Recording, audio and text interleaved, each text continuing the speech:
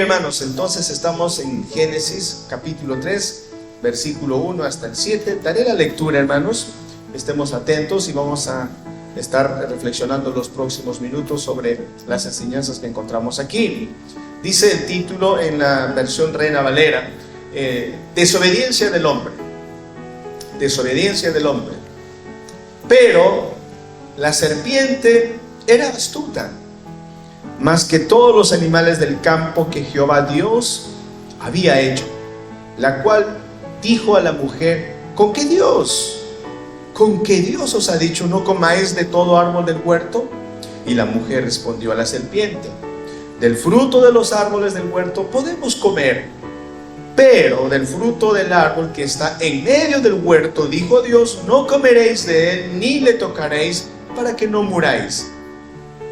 Entonces la serpiente dijo a la mujer: no moriréis, sino que sabe Dios que el día que comáis de él, serán abiertos vuestros ojos y seréis como Dios, sabiendo el bien y el mal. Y vio la mujer que el árbol era bueno para comer, y que era agradable a los ojos, y árbol codiciable para alcanzar la sabiduría, y tomó de su fruto y comió, y dio también a su marido, el cual comió así como ella. Entonces fueron abiertos los ojos de ambos, y conocieron que estaban desnudos. Entonces cosieron hojas de higuera y se hicieron delantales.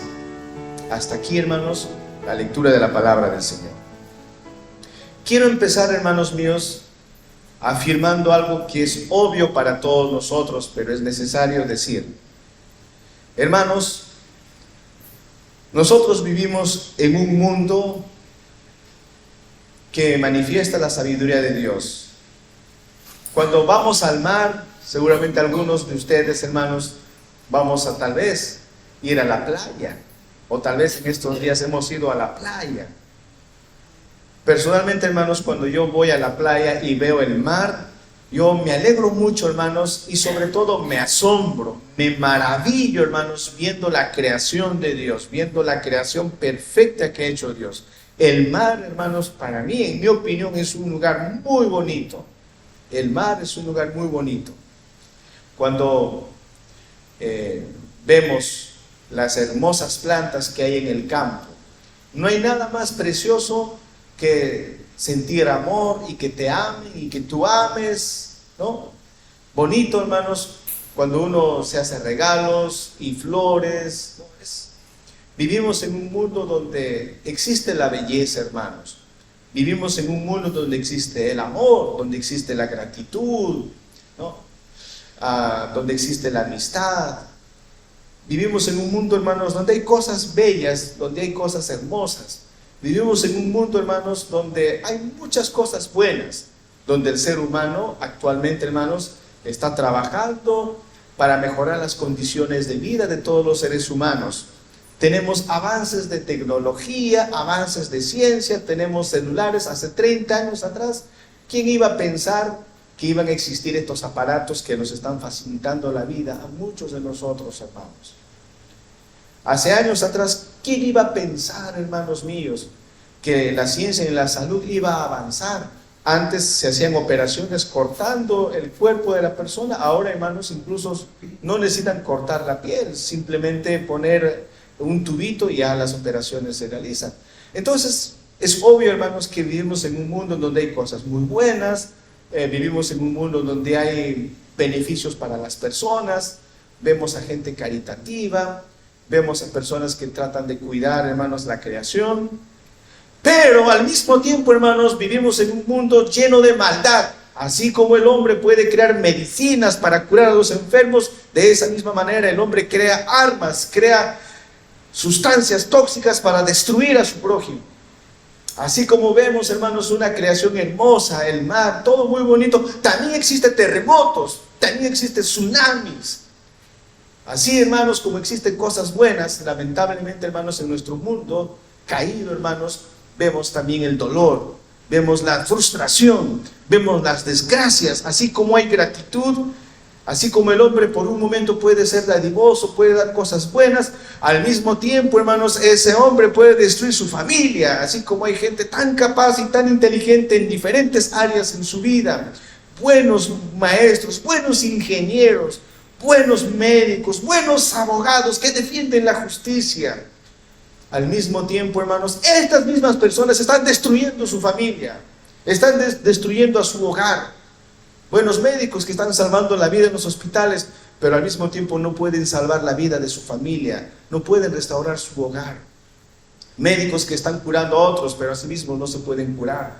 Ingenieros que están haciendo excelente trabajo, pero al mismo tiempo, hermanos, con esa sabiduría, con esa inteligencia, no pueden diseñar cómo conducir su vida. Luego tienen que ir al psicólogo buscando apoyo, tratamiento. Y la mayor parte del tiempo, hermanos, parece ser que la maldad tiene el sartén por el mango. Sí, es verdad, hay cosas muy bonitas, hay flores hermosas, pero las flores se pudren y llegan a oler mal, hermanos. Así es nuestra condición, así es nuestra sociedad, hermanos. Así es el mundo en el que nosotros vivimos. ¿Por qué existe todo eso, hermanos? Porque el ser humano se ha apartado de Dios. Porque el ser humano ha decidido ser autónomo. Ha decidido rebelarse de Dios. Ha decidido apartarse de Dios. Entonces, hermanos, aquí Génesis capítulo 3 nos habla de la caída del hombre. Génesis capítulo 3, hermanos, nos explica el origen de todas nuestras desventuras. Génesis capítulo 3 nos explica el origen de todas nuestras lágrimas, de todas nuestras enfermedades, de toda nuestra condición perversa y maligna del ser humano. Génesis capítulo 3 nos explica y nos dice: el hombre ha caído. El ser humano vivía antes en una relación armoniosa, especial con Dios. Recuerden, hermanos, Adán y Eva, nuestros padres, vivían abrazados a Dios. Había una relación de amor, una relación perfecta, hermanos. Y lamentablemente de esa comunión con Dios, Adán y Eva cayeron. Y con Adán y Eva, toda la humanidad ha caído, hermanos, de esa comunión que hemos tenido con Dios. Entonces, hermanos míos, de eso es de lo que Génesis capítulo 3 nos está hablando. ¿Quién escribió Génesis, hermanos? ¿Quién es el autor de este libro? Moisés. Moisés estaba escribiendo, hermanos, Génesis mientras estaba dirigiendo al pueblo por el desierto. Y Moisés dice lo primero en Génesis capítulo 3, verso 1, dice, hermanos: pero la serpiente era astuta más que todos los animales del campo. Dice Moisés: pero la serpiente era astuta más que todos los animales del campo. Moisés, hermanos, aquí no va a explicar mucho sobre la serpiente, solo lo menciona nada más. Y este pasaje, hermanos, claramente sirve para desbaratar, hermanos, para poner al piso las religiones antiguas. Ustedes comprenderán, hermanos, sobre todo los jóvenes estudiantes, saben que en las culturas antiguas, los antiguos pobladores del mundo, siempre miraban a los reptiles, especialmente a las serpientes, siempre miraban a la serpiente como con cualidades divinas. Los egipcios miraban a la serpiente y le daban cualidades divinas. Decían que la serpiente era un dios. Los aztecas, los mayas, también tienen figuras de serpientes. O por ejemplo, hermanos, en la medicina humana, si alguien se ha percatado el emblema de la medicina humana, ¿qué es lo que tiene la medicina humana, hermanos? Su dibujito. Esculapio, ¿no? ¿Y qué es Esculapio? Es una serpiente que está enroscada en una especie de palo, ¿no? Una serpiente. El dios de la medicina, Esculapio. Entonces esa era la costumbre de todas las personas desde la antigüedad, mirar a la serpiente como un dios, ¿no? Pero cuando Moisés habla de la serpiente, Moisés lo mira a la serpiente como si fuera un dios. O Moisés dice que era un animal más del montón que Dios ha creado. ¿Cómo describe Moisés a la serpiente? ¿Le da cualidades supernaturales o dice un animal? ¿Qué dice la Biblia de la serpiente? Era un animal, nada más. Era un animal creado por Jehová Dios. ¿Qué significa eso, hermanos? Esto nos ayuda a entender, hermanos, que las filosofías actuales, la filosofía oriental, ustedes habrán visto esa filosofía del yin yang, hermanos. No sé si se acuerdan, joven. El yin yang es un círculo que tiene dos colores, ¿no? El negro y el blanco. Y esa filosofía enseña que en el mundo existe una batalla entre el bien y el mal. Las fuerzas del bien están enfrentando en igualdad de condiciones a las fuerzas del mal. A veces gana el mal, a veces gana el bien, pero están el equilibrio cósmico, el equilibrio del mundo, las fuerzas del bien y el mal, ahí están empatados, están ahí en la pugna. ¿Será cierto eso, hermanos, según lo que leemos en la Biblia? No, hermanos míos, este pasaje nos dice que no existe tal lucha, tal equilibrio entre el bien y el mal. Aquí, hermanos, nos dice que el bien es superior al mal. Aquí la Biblia nos explica, hermanos, que Dios, Jehová, Dios de los ejércitos, es infinitamente superior a Satanás. Y Satanás delante de Dios es una criatura más. No le llega ni a los talones a nuestro Dios todopoderoso. A veces uno puede equivocadamente pensar, ¿cuál es lo contrario de Dios? ¿Cuál es el antónimo de Dios? Si lo contrario de alto es bajo, lo contrario de blanco es negro, lo contrario de gordo es flaco. ¿Cuál es lo contrario de Dios? Satanás. No, hermanos, Dios no tiene contrarios, porque un contrario es alguien igual, pero al revés. Y no hay nadie quien puede igualar a nuestro Señor. Nadie le iguala a nuestro Señor Jesucristo.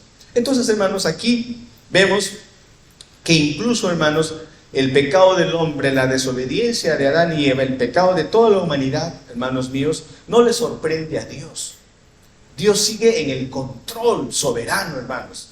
Y si Adán y Eva han desobedecido a Dios, no es que Dios se descuidó, no es que Dios no tuvo la capacidad y la serpiente fue más astuta que Dios y la serpiente arruinó el plan de Dios. Y Dios dice, no puede ser, la serpiente arruinó a Adán y a Eva. Ahora, ¿qué hago? ¿Cómo soluciono el problema? Ya sé, voy a mandar a mi hijo. Claro, no hay más solución. Plan B, voy a mandar a Jesús. Hermanos, Dios no tiene plan B. A Dios nadie puede frustrar los planes que Dios tiene, hermanos. Eso es algo que nosotros debemos guardar en nuestro corazón. Y hay que aplicar a nuestra vida esto, hermanos. Pase lo que pase en nuestras vidas, hermanos, sobre todo situaciones difíciles que a veces no podemos comprender, como una enfermedad, aún la misma muerte. ¿Qué actitud debemos tomar frente a estas cosas que vienen y atacan nuestra vida, hermanos? No entendemos, pero podemos nosotros mirar al cielo, como dice Salmo 121, alzaré mis ojos, ¿a dónde? A los montes. ¿Para qué? ¿De dónde vendrá mi socorro? Mi socorro viene de Jehová. ¿Qué dice luego el texto? Que hizo los cielos y la tierra. Podemos confiar plenamente en el Señor, hermanos, plenamente en el Señor. Aunque muchas cosas no vamos a comprender, pero sabemos que Dios ha creado todo, hermanos, y delante de Él, hermanos, todo se someterá. Entonces, eso es lo primero que tenemos que captar aquí, hermanos. El mundo, las culturas antiguas, ven, hermanos, que Dios tiene su enemigo, que por ahí le gana a Dios. Nadie le gana a nuestro Señor, hermanos. Nadie le gana al Señor. Pero ¿qué hace esta serpiente, hermanos? Después nosotros sabemos que esa serpiente es simplemente un instrumento, hermanos, del verdadero enemigo del Señor. Aquí, hermanos, Moisés, esto es algo misterioso. Moisés aquí no nos explica, hermanos, cómo apareció el mal, no nos explica cómo surgió el pecado. Moisés simplemente dice que apareció la serpiente y empezó a tentar a Eva. Es obvio, hermanos, es obvio que anterior a esto ya Satanás había mostrado su rebeldía delante de Dios. Eso es algo obvio, hermanos. Porque en Apocalipsis capítulo 20, en el versículo 2, dice que Satanás, el diablo, es la serpiente antigua. Dice Apocalipsis capítulo 20, versículo 2, dice que la serpiente antigua. ¿A qué serpiente antigua se referirá Apocalipsis? a esta serpiente. Y Apocalipsis dice, esa serpiente antigua es el diablo, es Satanás. Sabemos entonces, hermanos, que Satanás utilizó a este animal para poder tentar a Eva. Ahora, ¿qué hace, hermanos? ¿Cómo surge la tentación? Vamos a meditar en estos minutos sobre este tema importante, hermanos. ¿Cómo así nosotros entramos en tentación? Lo primero que Satanás hace, hermanos, y lo que siempre va a hacer es contradecir la palabra de Dios. Satanás lo primero que va a hacer, hermanos, es contradecir la palabra de Dios. En el versículo 1, la segunda parte del versículo 1 dice, la cual dijo a la mujer, con que Dios os ha dicho, no comáis de todo árbol del huerto. Vemos aquí, hermanos, que Satanás está deliberadamente contradiciendo a Dios. Lo que Dios había dicho, Satanás empieza a torcer. Las falsas religiones, los falsos maestros siguen esa misma técnica hoy en día también, hermanos. Agarran la palabra de Dios, lo sacan de contexto y tuercen. ¿Qué dice Satanás? ¿Qué le dijo Satanás a Eva? Eva, con que Dios te ha dicho que no coman de los árboles del huerto, pero ¿realmente Dios había prohibido al hombre comer de los árboles del huerto? ¿Había esa prohibición?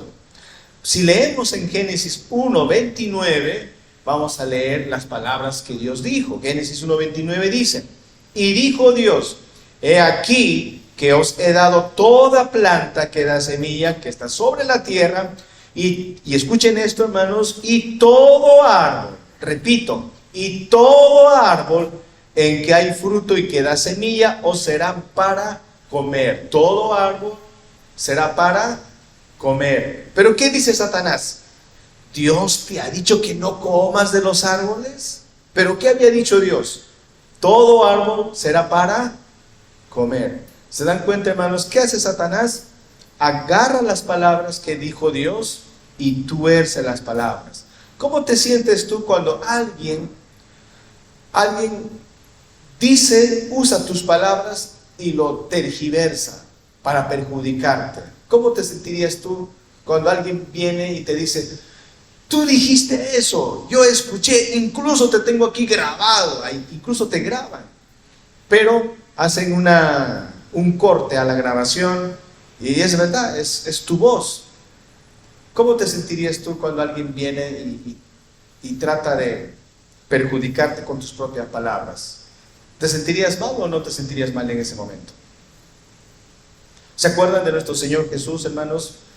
Cuando estaba en el juicio, sus enemigos utilizaron las palabras del Señor para destruir al Señor. Llegaron falsos testigos y dijeron, a este hombre nazareno lo hemos escuchado, él está en contra del templo, él ha dicho que va a destruir el templo y dice que en 3 días lo va a levantar. Él ha dicho, o no, Nazareno, a ver, niégalo, pues niégalo, tú dijiste ese día predicando que vas a destruir el templo, en 3 días lo vas a levantar. Hermanos, ¿Jesús había dicho eso? Bueno, Jesús dijo de derribar el templo y en 3 días solo yo lo levantaré. Pero sus enemigos han sacado su palabra de su contexto. ¿Jesús estaba hablando del templo o estaba hablando de su propia muerte, hermanos? Estaba hablando de su muerte. Pero sus enemigos, ¿qué hacen? Agarran la palabra de Dios, lo tuercen. Lo que está haciendo aquí Satanás, hermanos. Así viene la tentación a nosotros. Es decir, Dios nos da su palabra, la Biblia. El enemigo lo que hace es que la Biblia parezca como un libro donde hay restricciones. Es como si Satanás dijera, tú estás sirviendo a Dios, pero qué raro, ¿por qué Dios te prohíbe tantas cosas? Es como si Satanás dijera a los jóvenes, ¿por qué Dios, mira, ha llegado San Valentín, del Día del Amor y de la Amistad? ¿Por qué Dios dirá no unáis en yugo desigual? ¿No te parece que es injusto? ¿Por qué diría eso Dios? O vamos a ser un poco más prácticos nosotros mismos, hermanos, porque en esto creo que todos somos tentados. ¿De verdad tienes que ir a la iglesia a las 9 en punto? ¿De verdad? ¿De verdad tenemos que estar puntuales en la iglesia? Pero no todos llegan puntuales. Los únicos que están ahí serán pues ministerio de alabanza. Además, todos llegan tarde.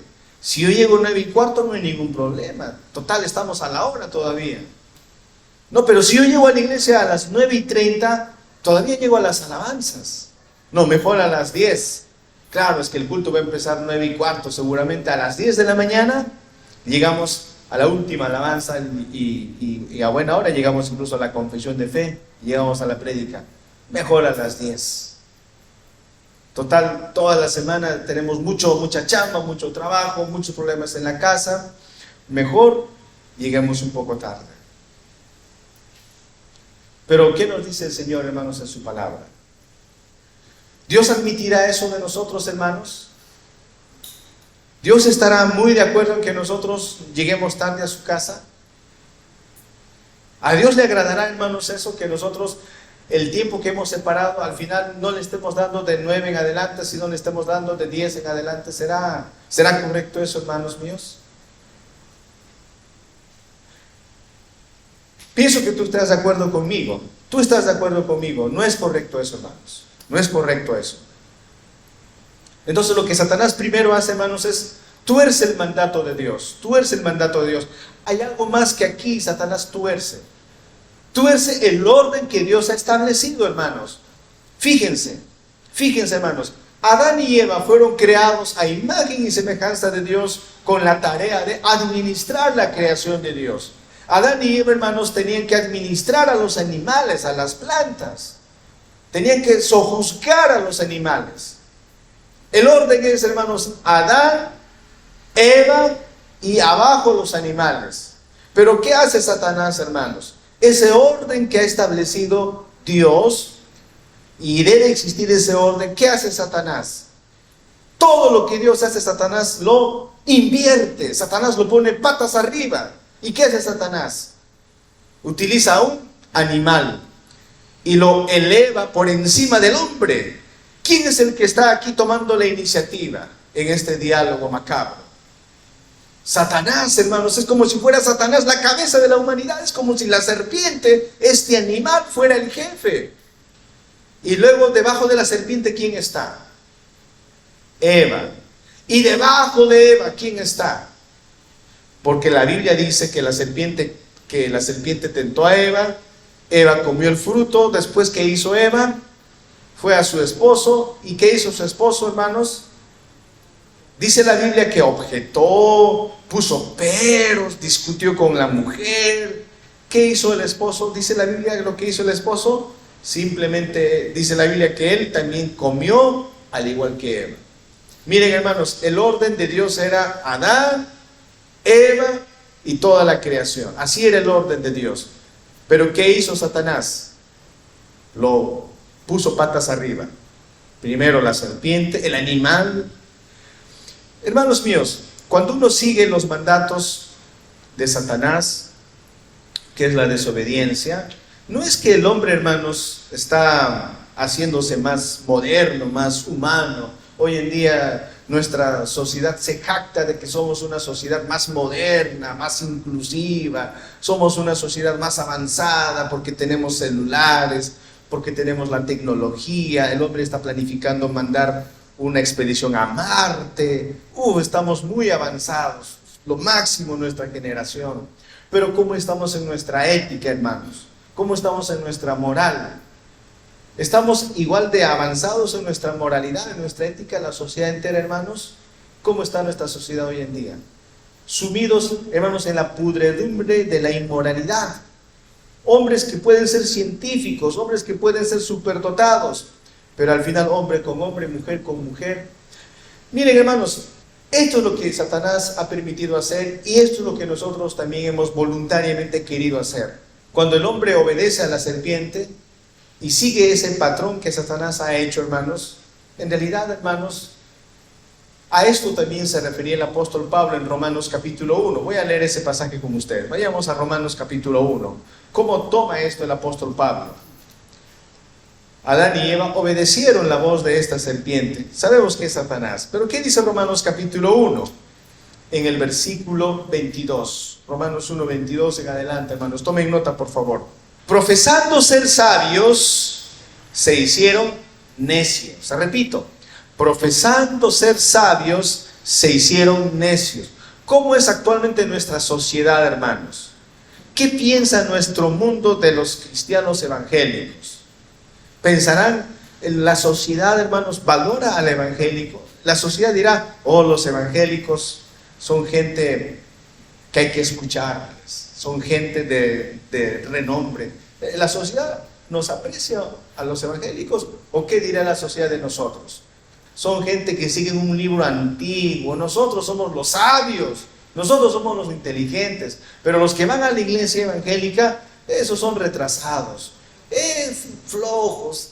Esa gente pierde el tiempo ahí los domingos, en lugar de hacer otras cosas, pierden el tiempo orando, leyendo. ¿Qué es eso?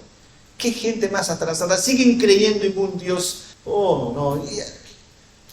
Dice la Biblia, profesando ser sabios, se hicieron necios. Miren lo que dice el 23. Y cambiaron la gloria del Dios incorruptible en semejanza de hombre corruptible, de aves, de cuadrúpedos y de reptiles. Por lo cual también Dios los entregó a la inmundicia en las concupiscencias de sus corazones, de modo que deshonraron entre sí sus propios cuerpos, ya que cambiaron la verdad de Dios, o sea, cambiaron la palabra de Dios, no quisieron escuchar la palabra de Dios. Dios dijo, no comas, Adán, no comas del fruto de ese árbol porque vas a morir, Adán, no comas. ¿Qué hizo el hombre? ¿Qué hacemos nosotros? Dice, cambiaron la verdad de Dios, desobedecemos la verdad de Dios por la mentira, honrando y dando culto a las criaturas antes que el Creador. Ahí está, hermanos, obedeciendo, prefiriendo lo que dice la criatura, honrando a la criatura antes que al Creador, el cual es bendito por los siglos. Amén. Versículo 26, por esto Dios los entregó a pasiones vergonzosas, pues aún sus mujeres cambiaron el uso natural por el que es contra naturaleza, y de igual modo también los hombres, dejando el uso natural de la mujer, se encendieron en su lascivia, unos con otros, cometiendo hechos vergonzosos, hombres con hombres, y recibiendo en sí mismos la retribución debida a su extravío. Y como ellos no aprobaron tener en cuenta a Dios, Dios los entregó a una mente reprobada para hacer cosas que no convienen. Y podríamos seguir leyendo, hermanos, pero me voy a detener aquí, hermanos, para no dilatar el tiempo. Cuando el hombre, hermanos, escucha lo que dice el animal, cuando el hombre escucha lo que dice, hermanos, Satanás, cuando el hombre sigue sus propios instintos, cuando el hombre sigue su propio corazón engañoso, nos hacemos más humanos, nos hacemos más dignos, nos hacemos más morales, más éticos, mejoramos en nuestra vida espiritual. ¿Qué sucede, hermanos, con el hombre? Hombres con hombres ahora se están casando, mujeres con mujeres se están casando, hasta con animales ahora se van a casar, hermanos. Allá en Japón creo que alguien se casó con su carro, otro se casó con su foto. Hizo un muñeco, le pegó su foto y dijo, todo el mundo infiel, me caso conmigo mismo. Así es, hermanos, ahora el mundo. Hay tanta corrupción, hay tanta maldad, y todos estamos expuestos a diario a esas cosas, hermanos. Entonces yo pregunto, hermanos, siguiendo nuestra propia vida, hermanos, porque cuando Adán y Eva desobedecieron a Dios, en el fondo ellos están diciendo, no queremos saber nada contigo, Dios. Nosotros queremos ser dueños de nuestra vida, nosotros queremos hacer lo que nos gusta, nosotros queremos hacer las cosas a nuestra manera. Y tú, Dios, a un ladito, por favor, a un ladito, ya basta, Dios. Yo quiero hacer como yo quiero. Yo a mi manera quiero alcanzar mi plenitud. A mi manera quiero alcanzar mis anhelos, mis sueños, mis metas. Y si tú me colaboras, bueno, ahora únete a la causa, Dios. Bendíceme, si tú, esto es tu chamba, que todo me vaya bien. Entonces yo quiero a mi forma conseguir las cosas que mi corazón anhela. El hombre, hermanos, alejado de Dios podrá conseguir satisfacción. El hombre alejado de Dios podrá conseguir, hermanos, los anhelos de su corazón. Pensemos, hermanos, nada más pensemos en la gente que en el mundo lo ha tenido todo, pero sin Cristo. Piensa tú en tu propia vida, pensemos en nosotros, hermanos. Creemos que llegando tarde a la iglesia vamos a conseguir los anhelos de nuestro corazón. Creemos nosotros que si no leemos la Biblia y ni oramos, porque ni ganas tenemos, creemos que vamos a conseguir, hermanos, la satisfacción. ¿Por qué a veces el cristiano vive frustrado? ¿Por qué a veces el cristiano vive desganado? ¿Por qué, hermanos? Porque a veces ni queremos, ni alabar al Señor queremos, hermanos. Tal vez será por eso que llegamos tarde, porque ¿para qué voy a alabar a Dios? Mejor llego, me voy a sentar cómodo y voy a dormir. Cómodo es dormir en la iglesia. Tal vez para eso vienes. ¿Será eso, hermanos, correcto? Pienso que no debe ser así, hermanos míos. Pienso que no debe ser así. Entonces, cuando uno sigue los dictados de su propio corazón, hermanos, al final, ¿qué encontramos? ¿Qué pasó con Adán y Eva, hermanos, que han seguido la tentación y han seguido sus propios deseos, su propia decisión? Porque ellos tomaron la decisión de comer el fruto. Al final, ¿qué consiguieron, hermanos? ¿Consiguieron felicidad? No, hermanos, ellos consiguieron frustración, ellos consiguieron vergüenza, ellos consiguieron culpa. Dice la Biblia, hermanos, en ese momento se escondieron de Dios. ¿Que acaso no iban a ser felices? ¿Que acaso no iba a ser todo mejor para ellos? No, hermanos, con razón Jesús dijo, separados de mí, nada podéis hacer. Separados de mí, absolutamente nada podéis hacer.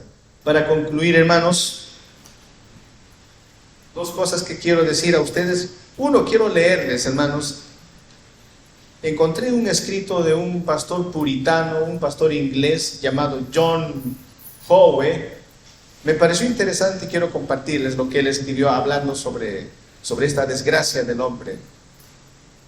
El pastor dice así, escuchen, hermanos: las majestuosas ruinas de este templo viviente, repito, las majestuosas ruinas de este templo viviente. Me voy a detener ahí. Hermanos, la Biblia, ¿qué dice de nuestro cuerpo? Que templo del Espíritu Santo, ¿verdad? Dice que el cuerpo de nosotros es templo del Espíritu Santo. Entonces, con eso en mente, el pastor John Howe dice: las majestuosas ruinas de este templo viviente aún llevan esta triste nota sobre su portal. Aquí un día habitó Dios. Aquí un día habitó Dios. Aún se ve lo suficiente de la admirable forma y la estructura del alma del hombre para mostrar que la presencia de Dios estuvo allí un día. Más que suficiente de la deformidad viciosa para proclamar que ahora Dios se ha retirado, Dios se ha ido. El altar está volcado y el candelabro está roto, y en lugar del incienso sagrado con sus nubes de ricos perfumes, en su lugar hay un vapor venenoso, infernal, que se eleva continuamente. Entras en ese templo en ruinas que fue de algún príncipe. El estado decadente en todos los aspectos de este templo muestra demasiado claramente que el gran habitante se ha ido. Me llamó mucho la atención estas palabras. Bueno, el pastor John Howe era un poeta, hermanos. Lo que está escrito es una poesía. Él ve el cuerpo del ser humano como un templo destruido. Un día en ese templo vivía Dios. Un día Dios vivía con Adán y con Eva. Y una vez que Adán y Eva decidieron expulsar a Dios de sus vidas, ¿cómo quedó ese templo, hermanos? Destruido, arruinado, con telarañas. En lugar de que haya un olor perfumado, ¿qué había en ese templo? Un olor nauseabundo, podrido, muerto. La Biblia dice que somos huesos secos. Sin Cristo, hermanos, estamos destruidos, arruinados. ¿Quién es el único que puede, ese templo totalmente destrozado, lo puede embellecer y lo puede hacer nuevo? ¿Quién es, hermanos? Solo Cristo, cuando vuelve a la vida del hombre. Solo Cristo Jesús, mis amados hermanos. Nadie más puede hacer eso. Solamente nuestro Señor Jesús. Y algo también, hermanos, que quiero mencionarles. Y esto es llamativo, hermanos. El primer pecado que arruinó la vida del ser humano estaba vinculado con qué, hermanos. ¿En qué desobedeció Dios? ¿En qué desobedeció el hombre a Dios? ¿Cuál era el mandato? ¿Qué dijo Satanás al hombre para que desobedezca? ¿Qué le dijo Satanás al hombre? Si tú comes, no vas a morir, vas a ser como Dios. Come de ese árbol prohibido, no vas a morir. En otras palabras, no hay consecuencias. Aunque desobedezcas la palabra de Dios, tranquilo, no pasa nada. Aunque desobedezcas a tu conciencia, tranquilo, no pasa nada. Desobedece nada más, no pasa nada, no hay consecuencias. Dios no te va a juzgar, Dios no te va a castigar. Ese engaño está presente en la vida de todos los seres humanos. Y es aún peligroso cuando uno es cristiano. Uno dice, no, desobedece nada más. Total, eres salvo por gracia. Hagas lo que hagas, no importa, y eres salvo. Además, mañana le pides perdón a Dios. Peca nomás, después te pides perdón. ¿Cuál es el problema? No, hermanos míos. Si nosotros estamos conviviendo con el pecado, ¿qué estamos demostrando? A la larga estamos demostrando, hermanos, que no conocemos a Cristo Jesús. La Biblia dice que si practicamos pecado, podemos estar seguros que no conocemos a Cristo Jesús, hermanos. Porque el que conoce a Cristo Jesús, ¿podrá practicar el pecado, hermanos? No. Claro, nos resbalaremos, porque somos imperfectos. Pero nos quedamos ahí o nos levantamos rápido, hermanos. Nos levantamos rápido. Entonces Satanás nos engaña así. No vas a morir. Satanás mismo sabe que incluso él mismo ha muerto espiritualmente delante de Dios. Y ese engaño, hermanos, está presente en la humanidad. Come. Miren, hay una comida que estaba prohibido para nosotros. Satanás dice, come y vivirás. Esto me hace pensar, hermanos, en lo que después vino y dijo nuestro Señor Jesús. De aquí, de este domingo al siguiente, vamos a tener Santa Cena. ¿Qué dice el Señor Jesús en el Evangelio? Satanás dijo, come, no vas a morir, come, desobedece a Dios y come ese fruto. Ahora en el Evangelio, ¿qué nos dice nuestro Señor Jesús? Todo lo que Satanás arruinó, ¿cómo lo va a arreglar Cristo Jesús en el Evangelio? Toma, come, este es mi cuerpo, come y tendrás vida. Así es como el Señor arregla, hermanos, lo que Satanás arruinó. Y por eso tenemos la Santa Cena, hermanos. Por eso la Santa Cena no es simplemente un simple recordatorio, como algunos dicen, pero es un memorial para recordarlo nada más que Cristo murió por nosotros. No, hermanos, es mucho más que eso, hermanos. Es el símbolo de nuestra vida. La cena del Señor, hermanos. Verdadera comida, verdadera bebida. Ahora viene Cristo, nos trae el pan y el vino. ¿Y qué nos dice el Señor? Come, esto te va a dar vida. Oremos al Señor. Padre, te agradecemos en esta mañana por la reflexión de tu palabra. Gracias por estos puntos que tú traes a nuestra mente en tu palabra, Señor. Hay un orden que tú has establecido y cuando nosotros cambiamos ese orden, Señor, todo nos va mal. Todo va mal, Señor. Tu palabra nos dice que nosotros somos los culpables, los responsables. Nos hemos dejado engañar. Hemos seguido nuestro propio criterio, nuestro propio deseo y hemos vivido lejos de ti. Tu palabra nos explica con total claridad, Señor, que solo en Cristo hay salvación. Bendice a tu pueblo, Padre. Ayúdanos a valorar tu evangelio. Todo lo que tú hiciste, Señor. Hasta qué punto tuviste que humillarte, Señor, a morir en la cruz. Porque así de arruinados estábamos, Señor, nosotros, por nuestras maldades. Y tú eres nuestro Señor y Salvador. Bendice a tu pueblo, Padre. En el nombre de Jesús oramos. Amén.